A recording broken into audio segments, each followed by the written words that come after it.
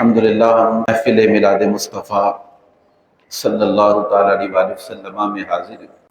یقیناً یہ بہت بڑی سعادت مندی کی بات ہے۔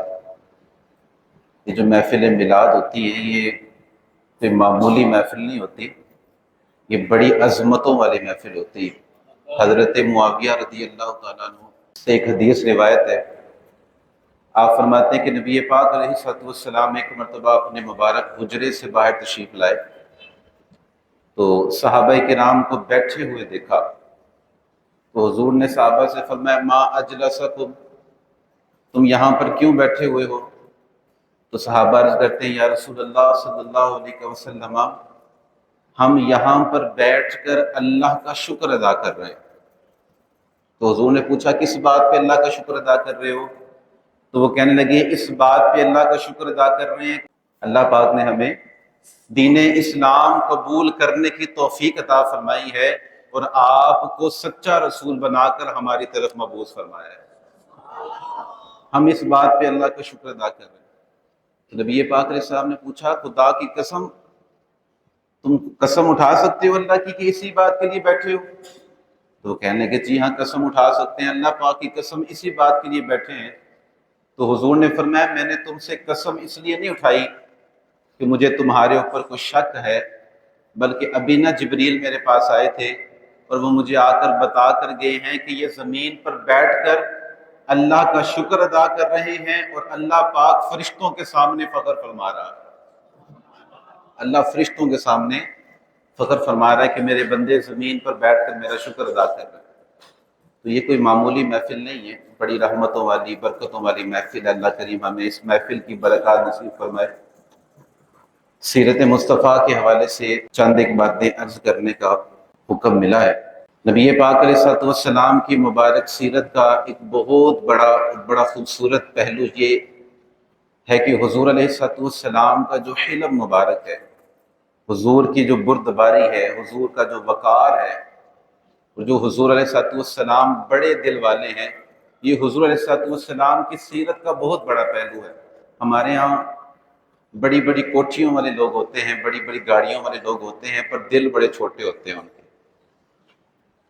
بڑے جبے کے اندر بڑے قد کاٹ والے لوگ ہوتے ہیں، لیکن جب وہ بات کرتے ہیں تو بڑی چھوٹی سی بات کر جاتے ہیں، بڑی معمولی سی سوچ رکھتے ہیں۔ تو لوگ انہیں کہتے ہیں کہ یار نہیں، کوئی اور یہ بات کرتا نا تو ہم مان لیتے، پر تیرے منہ سے یہ بات جچ نہیں رہی۔ بڑے بڑے جبوں والے لوگ ہوتے ہیں لیکن بات بڑی چھوٹی کرتے ہیں، دل بڑے چھوٹے ہوتے ہیں۔ پر نبی پاک علیہ الصلوۃ والسلام کو جو اللہ نے دل عطا فرمایا ہے، میرے محبوب علیہ السلام فرماتے ہیں ارسلت الی الخلق کافہ، حضور فرماتے ہیں اللہ نے صرف مجھے انسانوں کی طرف رسول بنا کر نہیں بھیجا، بلکہ اللہ نے جتنی بھی مخلوقات پیدا فرمائی ہیں ساری مخلوقوں کی طرف رسول بنا کر بھیجا ہے۔ یعنی حضور علیہ الصلوۃ والسلام کے دل میں انسانوں کے لیے بھی محبت ہے، چرند پرند کے لیے بھی محبت ہے، نباتات کے لیے بھی محبت ہے، بڑے دل والے سب کے لیے حضور کے دل میں محبت ہے، سب کے لیے پیار ہے، سب کے لیے نصیحت ہے۔ اور حضور علیہ الصلوۃ والسلام نے یہ خیرات تقسیم بھی فرمائی ہے۔ یہ جو طریقت کا میدان ہے نا جی، جو پیرانے عظام ہوتے ہیں، تو آپ ان کو دیکھیں گے بڑے لوگ ان سے ملاقات کرنے کے لیے آتے ہیں۔ ہر شہر کا انداز اپنا ہوتا ہے، ہر بندے کی طبیعت اپنی ہوتی ہے، لیکن جو بندہ بھی ان سے ملاقات کرنے کے لیے آتا ہے یہ اس کا دکھ بھی سنتے ہیں، سکھ بھی سنتے ہیں، اور اس کی طبیعت کے مطابق اس کو سہارا بھی دیتے ہیں۔ یہ اللہ پاک نے اپنے بندوں کو یہ شان عطا فرمائی ہوتی ہے، اس سے ان کی بزرگی میں اور اضافہ ہوتا ہے۔ اور ایک بڑی پیاری حدیث، کتاب کا نام ہے معرفت الصحابہ، اس کے اندر یہ حدیث لکھی ہے، یہودیوں کے ایک بہت بڑے عالم زید بن ثانہ، آپ فرماتے ہیں کہ جب میں نے نبی پاک علیہ الصلوۃ والسلام کو دیکھ لیا نا تو مجھے پتہ لگ گیا کہ یہی آخری نبی۔ جب میں نے حضور کو دیکھ لیا مجھے یقین آ گیا، لیکن ایک دو نشانیاں ایسی تھی جو میری ابھی دیکھنے والی تھی، میں نے ابھی چیک کرنا تھا۔ تو آپ فرماتے ہیں کہ ایک مرتبہ ایسا ہوا نبی پاک علیہ الصلوۃ والسلام اپنے حجرے سے باہر تشریف لائے، حضرت علی رضی اللہ تعالیٰ عنہ آپ کے ساتھ تھے۔ تو ایک اعرابی حضور کی بارگاہ میں آیا اور آ کر کہنے لگا یا رسول اللہ فلاں قبیلے کے اندر قحط سالی ہو گئی ہے، تو میں نے ان سے کہا تھا کہ اگر تم نبی پاک پر ایمان لے آؤ گے نا تو اللہ تمہیں بڑا رزق عطا فرمائے گا، اگر تم حضور پر ایمان لے آؤ گے تو اللہ تمہیں بڑا رزق عطا فرمائے گا تو وہ سارے ایمان لے آئے ہیں، اب اگر انہیں رزق نہ ملا تو مجھے ڈر ہے کہ کہیں دوبارہ منکر نہ ہو جائے۔ نبی پاک نے حضرت علی کی طرف دیکھا تو جناب علی کہتے ہیں یا رسول اللہ بظاہر پاس تو کچھ بھی نہیں۔ یہ زید بن سعنہ یہ وہاں پر موجود تھے تو انہوں نے کہا کہ یا رسول اللہ ابھی کلمہ نہیں پڑھا۔ کہنے لگے ایسا کریں کہ کچھ کھجوروں کے بدلے میں آپ کو 80 مسکال سونا دے دیتا ہوں، جب آپ کے پاس ہوں گے تو آپ مجھے دے دیجیے گا۔ حضور علیہ السلام نے ایک مدت طے ہو گئی، اس مدت پر حضور علیہ السلام نے ان سے 80 مسکال سونا لے کر اس اعرابی کو دے دیا کہ جا کر وہاں پر تقسیم کر۔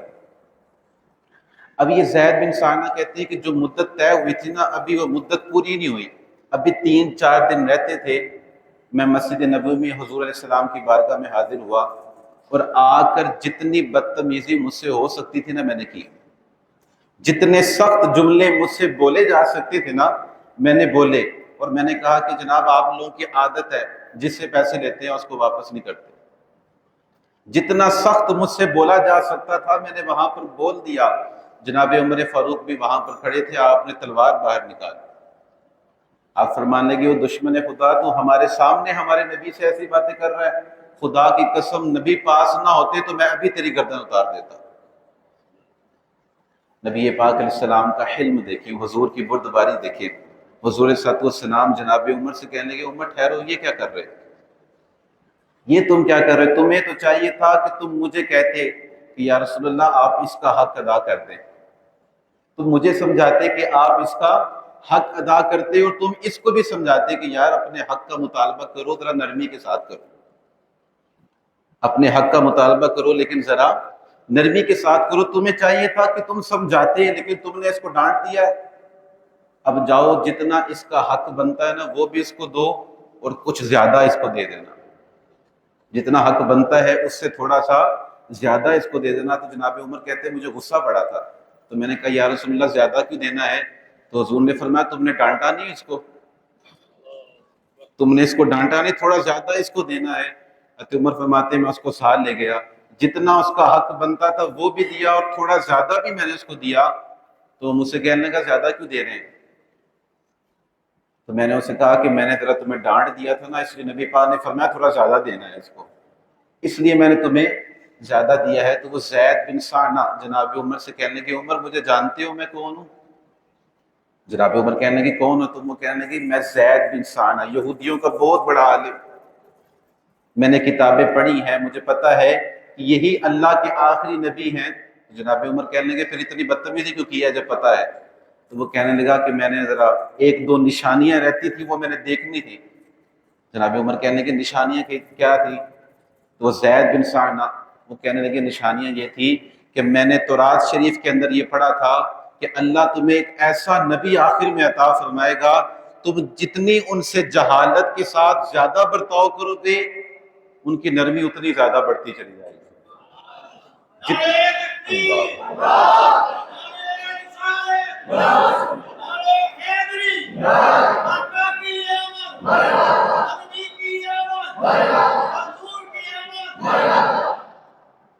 جتنی ان سے جہالت کے ساتھ زیادہ برتاؤ کیا جائے گا، جتنے تم جاہل زیادہ بنو گے آقا اتنی نظر رحمت فرمائیں گے، اتنا زیادہ تمہارے ساتھ نرمی کے ساتھ پیش آئیں گے۔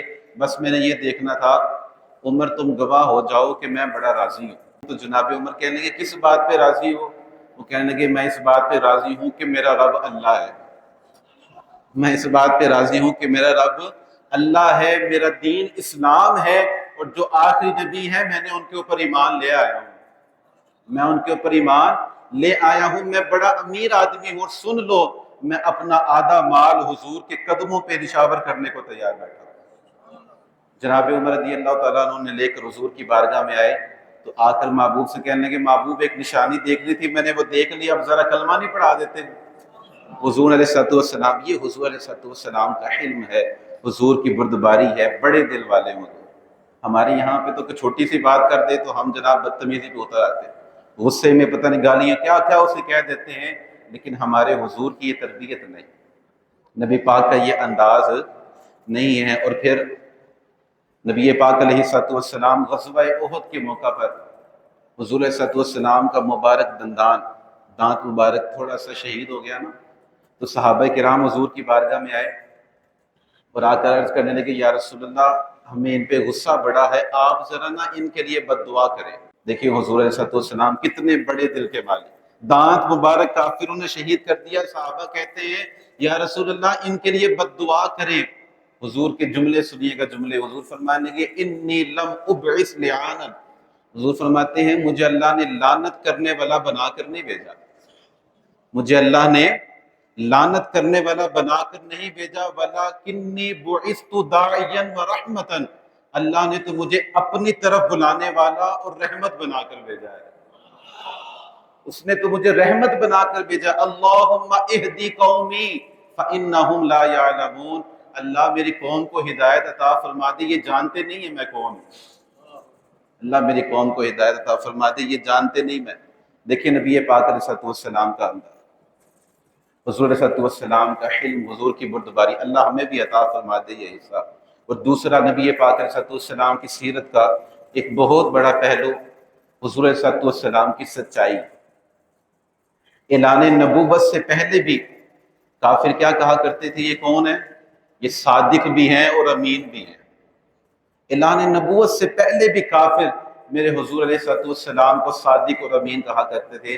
ہم سچے نبی کے ماننے والے تو ہیں پر ہر بات پہ جھوٹ بول دیتے ہیں، ہماری بات ہی مکمل نہیں ہوتی جب تک جھوٹ نہیں بولتے۔ میں بھگوان پورے بازار کے اندر ہوتا ہوں، جمعہ پڑھاتا ہوں، تو وہاں میں نے تاجروں کے منہ سے یہ بات سنی ہے، وہ کہتے ہیں جب تک جھوٹ نہ بولے گاہک راضی نہیں ہوتا ہمارا، ہر بات کے اندر جھوٹ بولنا۔ حالانکہ نبی پاک صلی اللہ علیہ وسلم سے پوچھا کیا یا رسول اللہ کیا مومن بزدل ہو سکتا ہے؟ تو حضور علیہ السلام نے فرمایا کہ مومن بزدل ہوتا تو نہیں ہے پر کبھی کبھی وہ بزدل ہو جاتا ہے، کبھی کبھی وہ بزدل ہو جاتا ہے۔ پھر دوسری بار صحابہ نے پوچھا یا رسول اللہ ایکون المؤمن بخیلا، کیا مومن کنجوس ہو سکتا ہے؟ حضور فرمانے لگے مومن ویسے کنجوس تو نہیں ہوتا پر کبھی کبھی کنجوسی کر جاتا ہے۔ تیسری بار صحابی نے پوچھا یا رسول اللہ ایکون المؤمن کذابا، کیا مومن جھوٹا ہو سکتا ہے؟ فرمایا نہیں نہیں، میرے پہ ایمان لانے والا جھوٹا نہیں ہو سکتا، وہ جھوٹا، وہ بخیل ہو سکتا ہے، کنجوس ہو سکتا ہے، بزدل ہو سکتا ہے، پر جو اللہ پر اور مجھ پر ایمان لاتا ہے وہ کبھی جھوٹا۔ اور ایک بندہ حضور کی بارگاہ میں حاضر ہوا، کہنے لگا یا رسول اللہ میرے اندر 4 عیب ہے، 4 گناہ میں کرتا ہوں، شراب بھی پیتا ہوں، زنا بھی کرتا ہوں، جھوٹ بھی بولتا ہوں، چوری بھی کرتا ہوں، پر میں آپ کے کہنے پہ بس میں نے ایک کام چھوڑنا ہے، ایک کام میں نے آپ کے کہنے پہ چھوڑنا ہے، اس بات پہ آپ نے کلمہ پڑھانا تو پڑھا دیں۔ اللہ اکبر کبیرہ، محبوب علیہ السلام کو جو اللہ نے عقل عطا فرمائی ہے،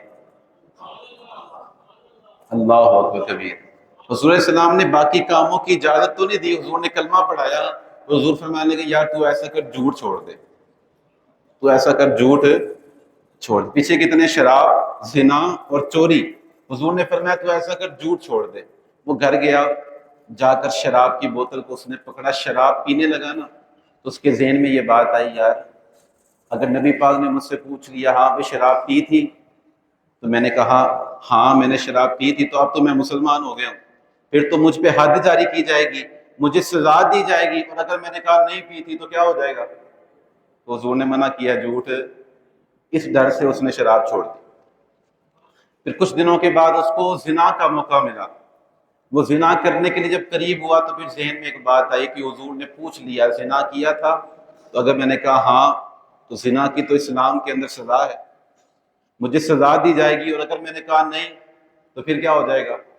اور حضور نے منع کیا ہے کہ جھوٹ نہیں بولنا، وہ زنا سے بھی بچ گیا۔ اور تیسری بات چوری، چوری کا اس کو موقع ملا، جب چوری کرنے لگا نا پھر ذہن کے اندر ایک بات آئی کہ اگر محبوب نے پوچھ لیا چوری کی تھی، تو میں نے کہا ہاں، تو ہو سکتا ہے جس کا مال میں چرانے لگا ہوں یہ بھی بارگاہ مصطفیٰ میں بیٹھا ہو، وہ کہے کہ تو نے میرا مال چوری کیا ہے، مجھے چوری کی سزا ملے گی، اور اگر میں نے کہا نہیں چوری نہیں کی تو کیا ہو جائے گا؟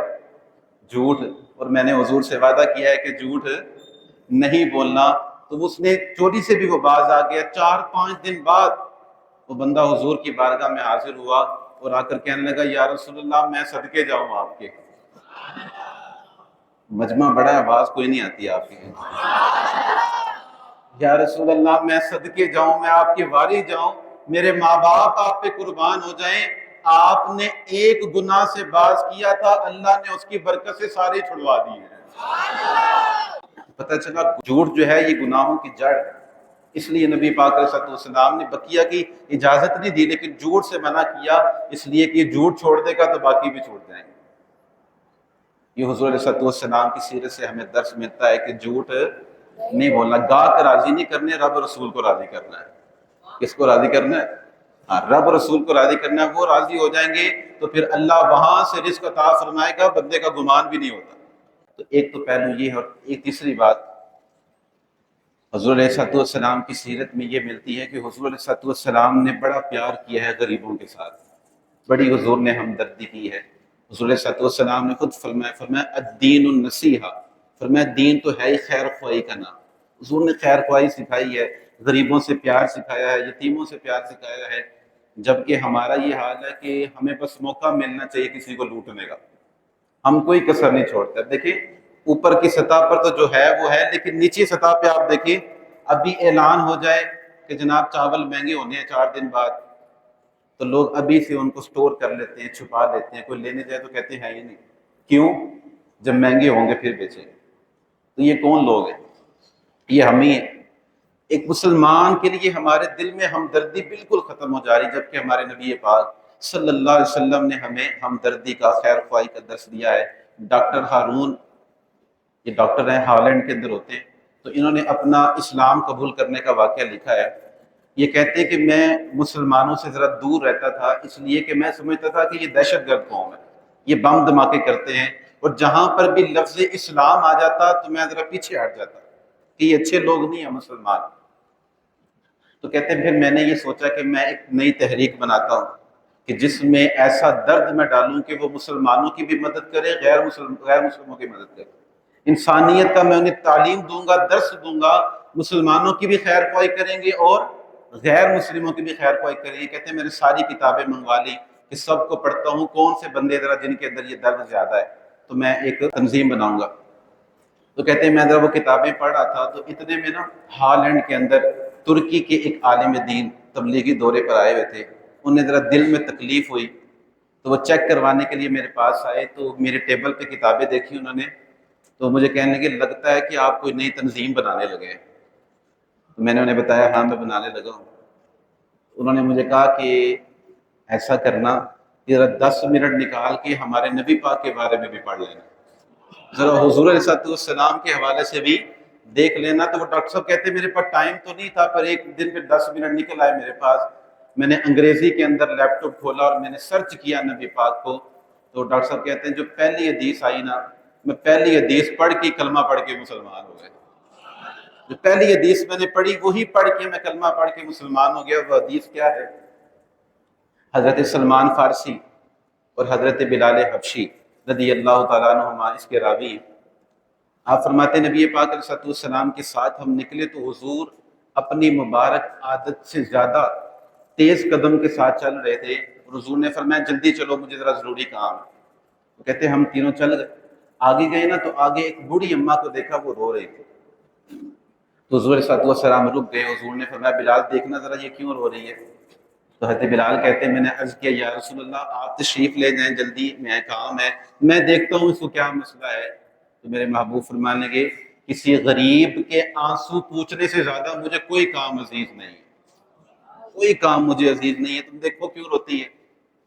تو جب اس کے پاس گئے پوچھا اماں کیا ہوا ہے، تو وہ اماں کہنے لگی کہ میں کسی کی غلام ہوں، اس نے مجھے تیل لینے کے لیے بھیجا تھا پر میں اب بوڑھی ہو گئی ہوں، تیل لے کے میں ذرا پیچھے ہٹی ہوں، پاؤں میرا سلپ ہوا ہے اور تیل سارا زمین پہ گر گیا، زمین نے تیل چوس لیا ہے، اب زمین تو واپس نہیں کرے گی نا تیل، اب میں روز لے رہا ہوں کہ جب میں اپنی مالکن کے پاس جاؤں گی تو وہ مجھے بڑا مارے گی، اب میں بوڑھی ہو گئی ہوں، اب مجھ سے مار نہیں کھائی جاتی، اب میری ہڈیوں کے اندر اتنی طاقت نہیں ہے، اب مجھ سے مار نہیں کھا جاتی۔ نبی پاک علیہ السلام نے پوچھا اماں کتنے کا تیل تھا؟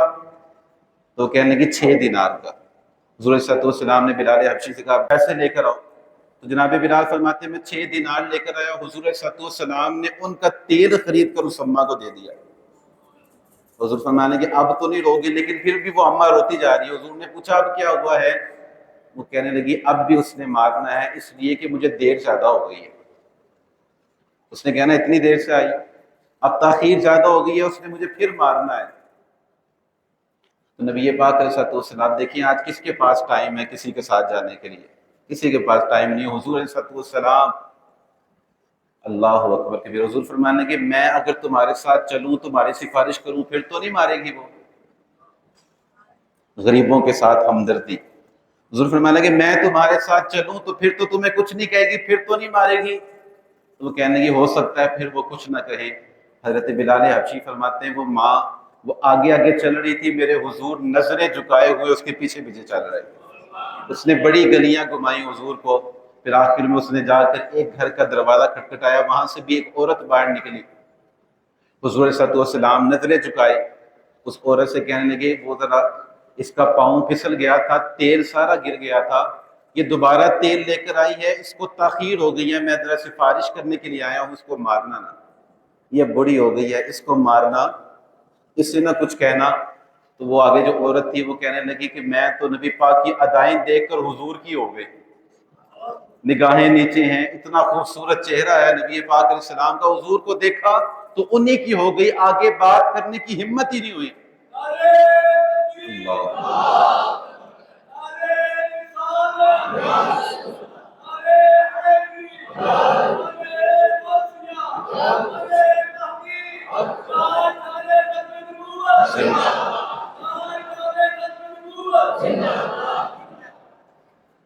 کہنے لگی حضور کو دیکھا تو پھر حضور ہی کی ہو گئی، آگے کوئی بات مجھ سے نہیں ہوئی.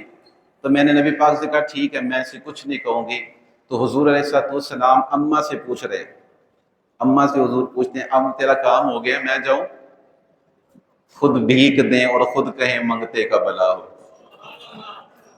آتا ہے فقیروں پہ انہیں پیار کچھ ایسا، خود بھیک دیں اور خود کہیں منگتے کا بھلا ہو. اماں میں جاؤں؟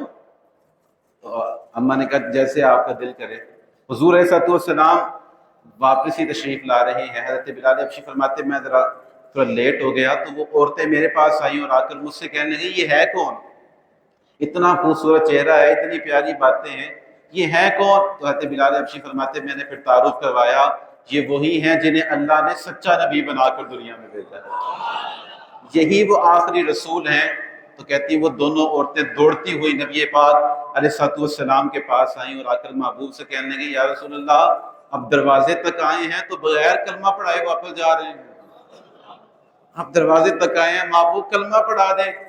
ڈاکٹر ہارون کہتے ہیں کہ وہ دونوں عورتیں وہاں پر کلمہ پڑھ رہی تھی، میں یہاں حدیث پڑھ کے کلمہ پڑھ رہا تھا.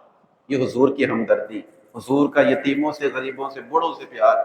ایک مرتبہ حضرت ابوبکر صدیق اپنے بوڑھے والد کو لے کر حضور کی بارگاہ میں حاضر ہوئے، ابو قحافہ کو لے. تو نبی پاک علیہ السلام نے دیکھا کہ اپنے بوڑھے والد کو لے کر آئے ہیں تو جملہ سنیے گا حضور کا. حضور فرمانے کہ ابوبکر انہیں گھر ہی رہنے دیتے، مجھے بتاتے میں ان کی خدمت میں حاضر ہو جاتا، مجھے بتاتے میں ان کے پاس آ جاتا. یہ دیکھیے غریبوں کا پیار، غریبوں سے حضور صلی اللہ علیہ وسلم کی ہمدردی ہے، حضور کا پیار. یہ ہمیں سیرت مصطفیٰ سے درس ملتا ہے. ہم حضور کو تو مانتے ہیں لیکن کوشش یہ کرنی چاہیے کہ حضور صلی اللہ علیہ وسلم نے جس انداز میں زندگی گزاری ہے ہم بھی اسی انداز میں زندگی گزاریں. ربیع الاول کا مہینہ تشریف لایا ہے، گلیاں بھی سجانی ہیں اور اپنے دل کو بھی سجانا ہے. جو غلطیاں جو کوتاہیاں ہمارے اندر ہیں انہیں ہم نے دور کرنا ہے اور حضور علیہ الصلوۃ والسلام کی مبارک سیرت پر ہم نے عمل کرنا ہے. انشاءاللہ اس انداز سے چلیں گے، حضور کی سیرت پر عمل کریں گے تو اللہ دونوں جہانوں میں سعادت عطا فرمائے گا. دعا ہے اللہ کریم سے اللہ ہماری حاضری اپنی بارگاہ میں قبول فرمائے.